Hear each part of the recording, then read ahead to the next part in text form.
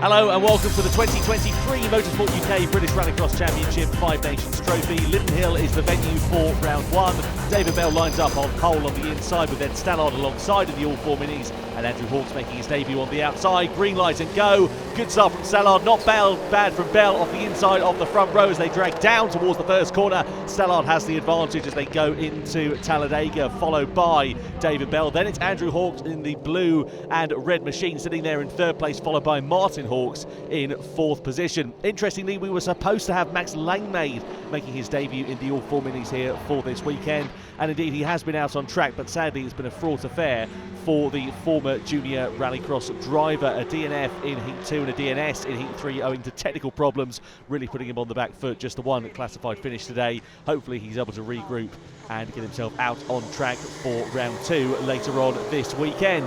Meanwhile, back at the action in the race, it is still Ed Stallard who leads the way as they come down into Paddock Bend for the first time. David Bell there in second.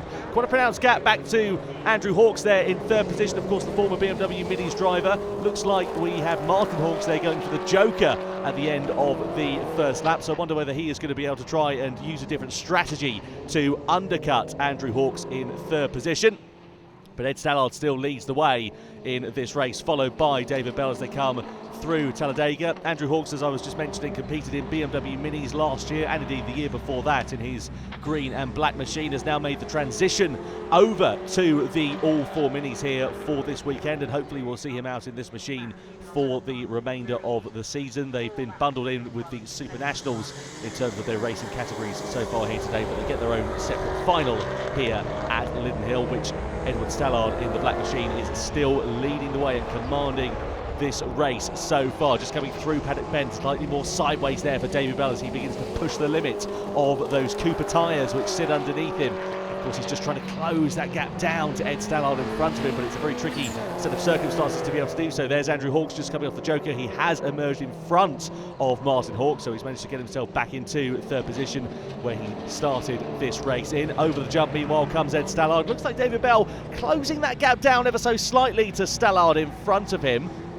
I wonder whether he is going to be able to try and mount a challenge before the end of this race. Let's see whether they opt for alternate Joker race strategies in this one as they come into the hairpin bend. We'll find out when they come down to the bottom of the circuit. That's where the Joker is situated here at Lydden Hill. Of course, new track modifications making the circuit a very different kettle of fish with the addition of the jump and the reprofiling of Chessons into the Talladega corner. So David Bell into that Joker and out of it, nice clean run through there as he emerges back on track comfortably in second place. Now it's all about whether he is going to be able to do anything to be able to bridge that gap to Ed Stallard, the race leader, as Martin Hawks in turn tries to bridge the gap to Andrew Hawks. Coming on to Talladega, those two go, running a little bit closer than they were earlier on in the race. So let's see how this is going to play out for these drivers.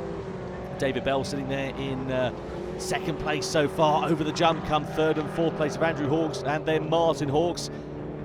Very sideways off of the jump. We've had lovely conditions here so far today at Lydden Hill, which has made it an absolute dream for the drivers. Sadly, for round two later on this weekend, it's not looking quite as nice. Hopefully the weather will stay away. Here comes Stallard then into the Joker. Where's he going to emerge in relation to David Bell? It's going to be a bit closer than it was for that battle for third place, but Stallard still quite comfortably in front ahead of David Bell as he comes on to start another lap, getting it really sideways there on Talladega. Of course, that corner, as I said, has been reprofiled, a lot more banked now as it is, and then it tightens up as then you have to flick it left before you go on to the jump. Let's have a look at that corner then with Andy Hawks and then Martin Hawks still continuing in this battle for third place.